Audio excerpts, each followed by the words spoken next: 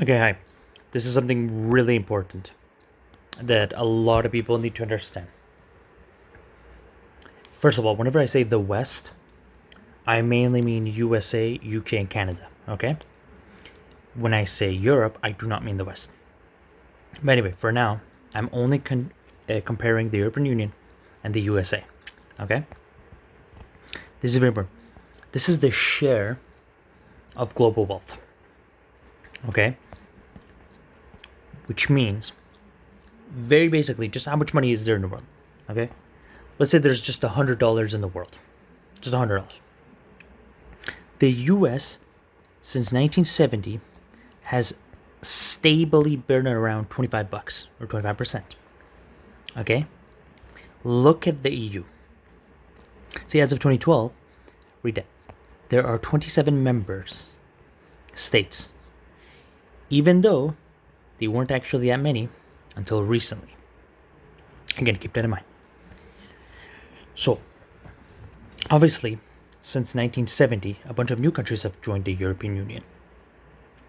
Now, right now, obviously, the US is approximately 25% of the global population. Or not population, wealth.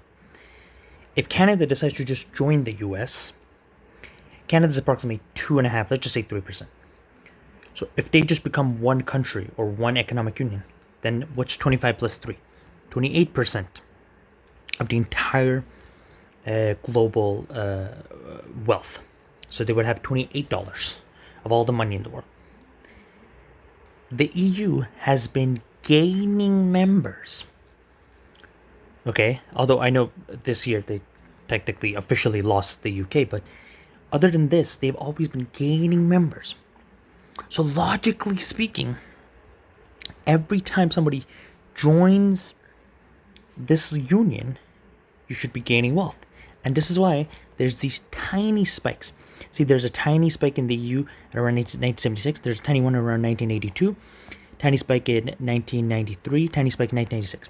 And those tiny spikes are when a new country joins. But their share of the global wealth has been going down. This is a huge thing people don't realize.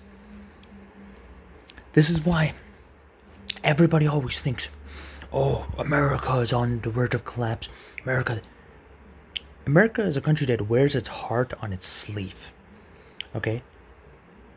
People say there was literally a threat of civil war back when Richard Nixon was being impeached. Most people weren't alive at that time. I wasn't alive at that time. But ask people older than you. They'll tell you the same. And that's the thing. They're a country that wears their heart on their sleeve. They're very patriotic. Even the left. I know there's few very extreme members of the left, but trust me, 91% of Americans hate them. So, America's always been divided. And whenever it comes to national emergencies, they've always been united. And that's just how America is. But look at Europe. Europe is just adding members, but they're not gaining the share of global wealth. In fact, if you look at this trend, again, America from 1970 has been relatively above 25%, below 25%, above 25%. Now they're above 25%. Europe's, look at that. They've just been going on a downhill trend. Now then, someone say, okay, Alex, you talk about those two. What about China? China's going up. Again, China is extremely divided. You see, right now, there is no state in America that wants to split from the Union because of language or religion. But China has many states like that. There's like one or two major ones, actually. America doesn't have that. And again, China doesn't speak about this. China is an authoritarian state. It's not a democratic republic like America is. So it would even be hard for the Chinese people to even talk about this. So they hide this. That's why, again, things seem so divided because you're allowed to say things are divided. You're not even allowed to say things are divided. That's why, again, China is one of those weird countries that, yeah, it looks like it's going up. But again, because they're just good at showing good stuff. And I feel like, I don't want to get too political, but I feel like that's one of the evidences of the extremism on the far left, even the far right. They tend to try to show a good image, but behind they're fucked. And this is one of the things that gives me hope for the future. Although, I'm sorry for my European friends. I know Europe looks like it's going down, but don't forget this is the European Union. So if you're in Switzerland, if you're in the UK, if you're in Norway, these countries aren't part of the European Union. You're fine. And even countries that are part of the European Union, well, some of them should have never been there in the first place. That's kind of their fault. I'm mainly looking at like countries like Greece and even Italy. They probably shouldn't have joined in the first place. Anyway, just use this. And again, I doubt I have many European followers, but if I did, I would have inspirational messages for Europeans too. But for now, seriously, Americans, you don't have that much to worry about. Just worry about your own life. Stop trying to fix the world. How about you fix your own room, fix your own house, fix your own debt? Because, like I said, you guys have been stable. You guys have a strong fucking economy. It's gonna be impossible for any country to destabilize you if they wanted to.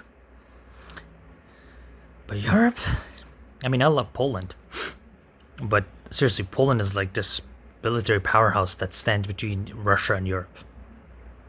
Just without Poland, Russia would just wipe on Europe easily.